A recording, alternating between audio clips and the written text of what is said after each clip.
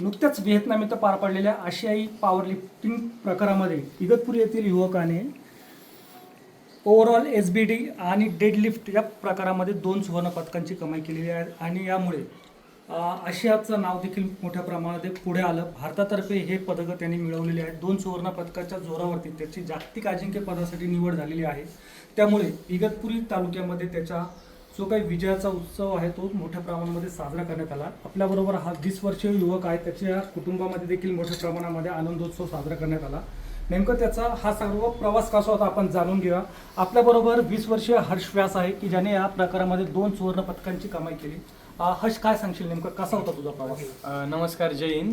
मी मागील 5 वर्षापासून power lifting खेळतोय आणि मी भरपूर कॉम्पिटिशन खेळले. त्याच्यातही मी डिस्ट्रिक्ट, स्टेट आणि नॅशनल हे भरपूर वेळेस टायटल जिंकलेलो आहे.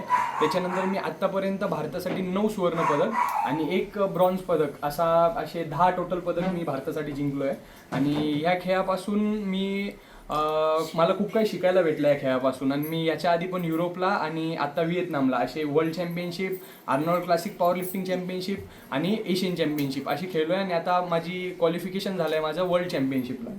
आता ही जी व्हिएतनाममध्ये स्पर्धा पार पडली याच्यामध्ये साधारण किती प्रतिस्पर्धा तुझ्याबरोबर होते? माझ्याबरोबर ऑफिशियली जे डिक्लेअर झाले होते तसे ऑफिशियल डिक्लेरेशनच्या अनुसार कमीत कमी 12 देश होते. जे 12 देश एशियन कंट्रीज होते ते तिथं कम्पीट करत होते. आणि माझ्यासोबत भरपूर खेळाडू होते आणि ज्यांची संख्या 120 अशी सांगितली जाते. 120-140 खेळाडूंची संख्या होती.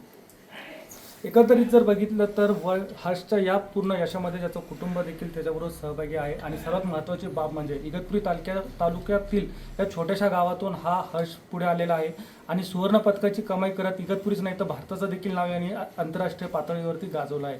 त्यामुळे त्याच्या पुढील वाटचालीसाठी पुढा न्यूजकडनं देखील शुभेच्छा. पुढे न्यूजसाठी विकास काजळे, इगतपुरी, नाशिक.